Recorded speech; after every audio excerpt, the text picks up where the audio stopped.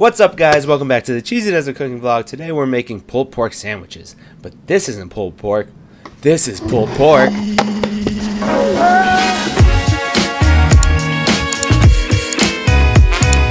Here I have a Boston butt, and this is that extra roll that comes around this time of the year. You know what I'm saying? Okay, put the meat into a large bowl to marinate. See that?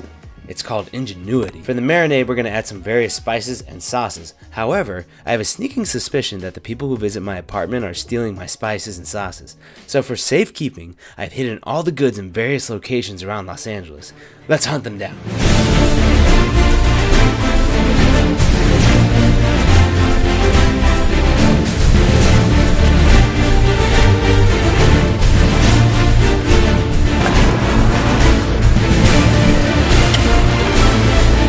First, we start by adding some sauces. This is liquid smoke. It helps give the pork the smoky barbecue flavor. I'm just gonna use a little bit.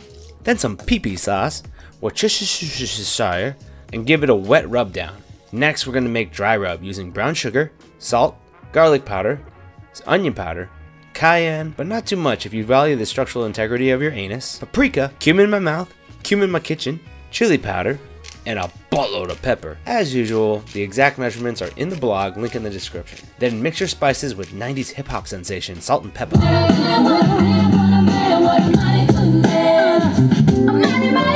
Then give it a taste and make sure the seasoning's right. Perfect. Add your dry rub to your butt and massage away.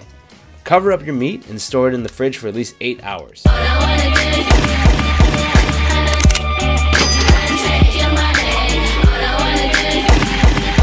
It's a long time, I know. The flavor rewards will be worth it. See? Plastic wrap magic. Okay, it's been 8 hours. In a baking thingy, chop up an onion as a base layer. Then lay your meat baby on the top and pour over your marinade. Then cover it up with aluminum foil so that it's airtight. Preheat your oven to 235 degrees and remove any laundry you may have drying out. We're gonna cook this low and slow for at least 6 hours. Okay, it's been 6 hours and this pig booty's done. So steamy and sexy. Next, you wanna take 2 forks and start pulling away at this thing. Too much? Whatever, start shredding the meat. If you did it right, it should peel and melt right apart. If you didn't, then it's not a big deal. You'll just never be good enough in the eyes of your children. Take out any bones you may find and save them for later. You never know when you need a good bone. Now we need to make my secret sauce, which is a combination of several sauces. What you need to do is grab on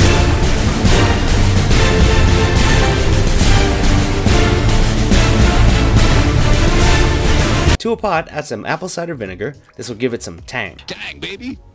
Barbecue sauce, Worcestershire, Jeppies, more pee-pee sauce, and some of that tobacco fire sauce. Heat it on low and mix it together. We're gonna add coleslaw to our sandwich. The crunch and coolness of it will provide layers of texture and flavor. I went to Trader Joe's and asked for a regular coleslaw, and Joe's exact words were, "We only carry the hipster stuff." So here's a broccoli kale slaw. I realized I could have made my own coleslaw from scratch, but nobody has time for that shit. Before we construct the sandwich, I'm gonna grill this in a hot pan to add a little color to the meat. Once browned, you can add sauce to the mix. Okay, now put this together. Here I have a soft, fluffy toasted egg bun. I'm going to start with a pile of meat, then some more sauce, a couple pickle chips, and our hipster slaw. Ta-da! Oh crap, it's upside down. Yay, ta-da! That's it for today, guys. Make sure you look us up. Follow me everywhere at Cheesy Desert Cooking. I don't really have an outro today because this video kind of sucks, but at least this cactus is pretty funny.